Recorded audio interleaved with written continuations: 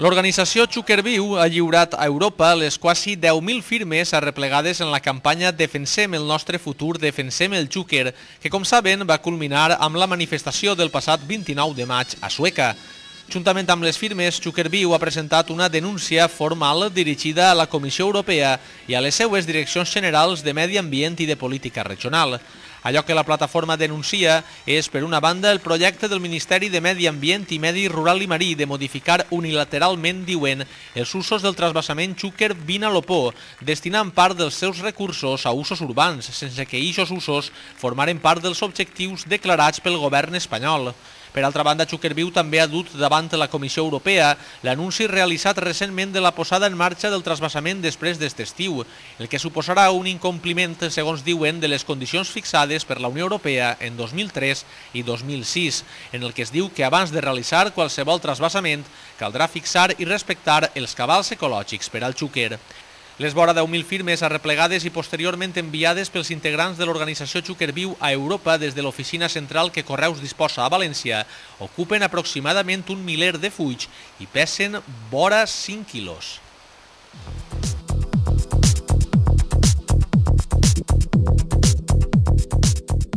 Este diumenge, 11 de juliol, la selecció espanyola disputarà per primera vegada la final d'un Mundial de Futbol. Serà a partir de les 8:30 de la vesprada davant la selecció holandesa. Sueca i la seva zona marítima, com la resta del país, es paralitzarà a l'hora del partit. Milers de persones seguiran l'enfrontament de diverses maneres. Qui desitja fer-ho en companyia de molta més gent ha de saber que a Sueca s'instal·larà una pantalla de 12 metres quadrats a la plaça de l'Ajuntament. El futbol s'ha convertit indubtablement en un fenomen de masses i tal i conforme vaig fer quan vaig estar regidor d'esports, que quan al València tinguérem els anys més brillants del València i ho farem en el pavelló cobert, i tal com ho vam fer fa 2 anys en la final de l'Eurocopa, jo entenc que ara com ara és un esdeveniment que potser tardarà molts anys de tornar-se a repetir. I per tant jo crec que és bo que la gent ho celebre en alegria i ho celebre junt, perquè d'alguna manera veure el futbol en companyia sempre és disfrutar més. I per tant el que farem serà això, posar una pantalla gegant així en la plaça, que és el lloc emblemàtic del nostre poble, per si la selecció guanya definitivament la Copa del Món, que ho puguem celebrar tots junts amb molta alegria i amb molta festa. L'Ajuntament de Sueca ha advertit de la possibilitat que durant la primera part del partit la imatge projectada a la pantalla no siga massa òptima. És per això que també es col·locarà una pantalla de televisió de 40 pulgades per poder seguir el partit. La plaça de l'Ajuntament no serà, però, l'únic lloc on es concentraran les colles de suecans i de suecanes. Nombrosos bars, cafeteries i terrasses de Sueca i la seva zona costanera també anuncien que televisaran l'encontre.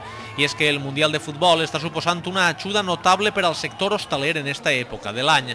Al Mareny de Barraquetes, l'alcalde Jordi Sanjaime també ha confirmat que al poliesportiu s'instal·larà una pantalla idèntica a la de Sueca. Per si fora poc, els assistents tindran un servei de bar amb preus populars que correrà a càrrec dels festers de la població. Esperem contar-los el dilluns que Espanya és campiona del món.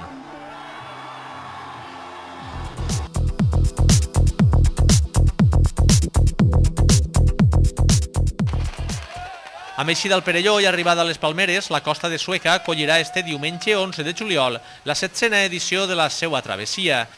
Seran 2.500 metres de distància que serviran per retre homenatge pòstum a Segundo Castelló, el millor nedador que ha donat mai Sueca. Després d'un parell d'estius sense fer-ho, enguany ha confirmat la seva participació Víctor Moreno, el nedador que més vegades ha aconseguit guanyar la travessia de la costa de Sueca, un total de 5. En acabar a les Palmeres se celebrarà una prova d'uns 300 metres per a menors de 14 anys, i tot sota l'organització del Club Natació Sueca.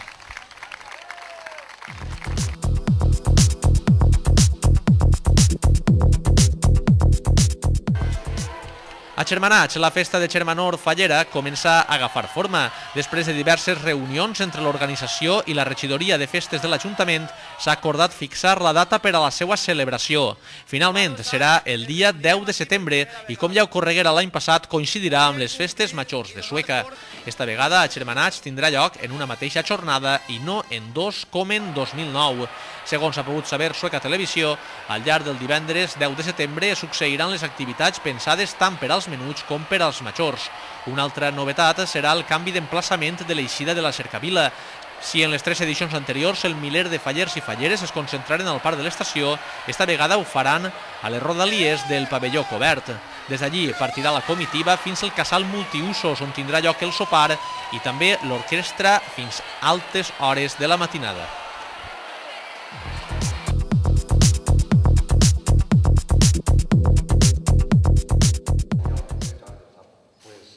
I acabarem este temps de notícies amb imatges de la xerrada que els components del grup Metal Mareny oferiren ahir al claustre de la Biblioteca Suecana dins el Sueca Sona.